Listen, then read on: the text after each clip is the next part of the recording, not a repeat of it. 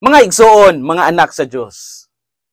Sa atong kasaysayan, nailhan ang sandugo o blood compact ni Miguel Lopez de Legazpi o Dato si Katuna sa Bohol kaniadtong 1565. Para sa mga Bulanon, ang sandugo usa ka sagrado nga saad sa pakig-igsoon. Ang dugo nga giinom nagsimbolo nga walay mabuwag sa ilang pakig-alyansa. Apan kung atong tanawon gikan sa broader historical perspective, si Legazpi usa ka colonization agent sa Espanya. Human sa Bohol, mipadayon siya sa pagtukod og Spanish settlements sa Cebu ngadtong 1565 ug sa kaulahian sa Manila 1571. Ang iyang long-term gajud nga tumong dili lang panaghigalaay kundili colonial expansion under the Spanish crown. Busa, pangutana, nituman ba si Miguel Lopez de Legazpi sa iyang saad? Ang tubag, it's complicated. Kay pinaagi sa maong blood compact, girespeto niya si Katuna, gilikayan ang panagbangi sa Bohol. Apan ang pagtuman, dili gajud hingpit tungod kay ang mga katsila sa kadugayan, mipahigayon man sa pagsabwag sa kolonisasyon. Mao nga kini nga sandugo nahimong komplikado. Sagrado sa usa ka bahin alang sa tribo ni Katuna, apan politika o diplomasya sa laing bahin kang Miguel Lopez de Legazpi. Bueno, sama sa sandugo, ang atong pagsalig o pagtugyan sa Ginoo dili lang dapat pahiuyon sa atong kaugalingon nga interes.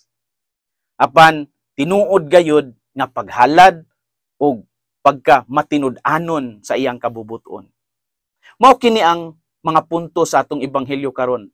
Diin si Jesus nagtudlo sa mga iskriba ug mga Pariseo, dili igo ang magpakitang tao sa ritual o tradisyon, kundi ang kinatibuk-an nga paghatag o paglimpyo sa kaugalingon nga kasing-kasing o kinabuhi alang sa Dios. Unsa may mga puntos nato karong adlaw? Unang punto, ang kamahinungdanon sa paghalad uban ang limpyong kasing-kasing.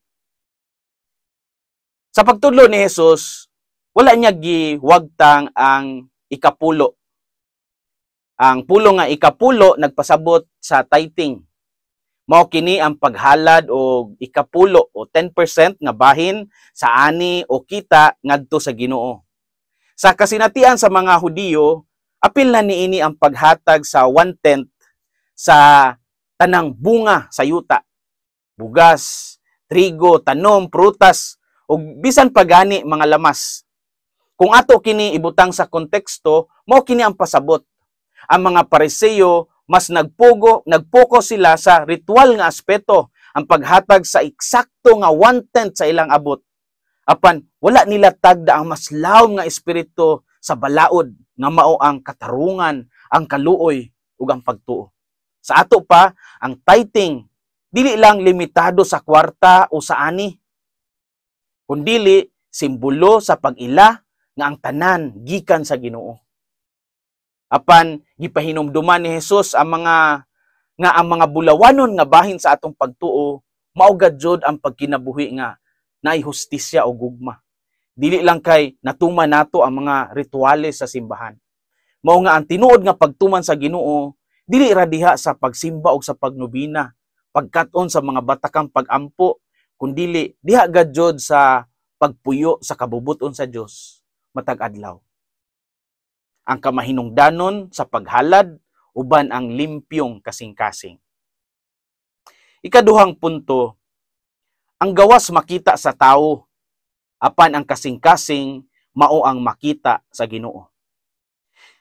Sa ebanghelyo, gisaway ni Jesus ang mga Pariseo nga naglimpyo lang sa gawas sa baso o plato. Bullseye kay ni nga description. Kay pasabot ani ni Jesus nga silang mga Pariseo, nakita sila nga putli og balaan sa panagway. Apan sa ilang kasing-kasing og tinuod nga kinabuhi, daghan silang gihimo nga pagpanglupig og kahakog nga gipagpuyo. Mao kini ang pasidaan ni Jesus. Blind Pharisees, first clean the inside of the cup and dish, and then the outside also will be clean. Matthew 23:26. Mga buta nga Pariseo, limpyuhi una ang sulod sa baso ug plato ug dayon malimpyuhan usab ang gawas. Kini nga pulong nagpasabot nga ang pagkahugaw sa sulod, ang kasing-kasing nga puno sa kabakakon, puno sa kasina, puno sa pagpang-abuso, dili gyud matabunan sa ritual o sa panagway lang. Ang tinuod nga pagbag-o nagsugod sa sulod. Kung limpyo ang sulod, musunod ra ang gawas. Kung matinud-anon ang sulod, makita usab kini sa buhat. Kung atong i-apply kini sa atong nasod, makita nato ang daghang problema sa corruption. Labi na karon sa very relevant nga proyekto sama sa flood control. Daghang proyekto ang ginaplano apan protektahan unta ang katawhan gikan sa baha apan tungod sa mga tao nga mas labaw ang pangtan-aw sa personal nga bulsa kaysa sa tinuod nga serbisyo, ang mga proyekto nahimong halangdong titulo lang sa papel. Ang resulta, ang katawhan gihapon ang nag-antos sa baha ug kalisod. Sa ato pa, limpyo ang gawa sa baso, naay project, naay ribbon cutting, naay billboard. Pero ang sulod, hugaw tungod sa kinurakot. Mao kini ang pasidaan ni Jesus.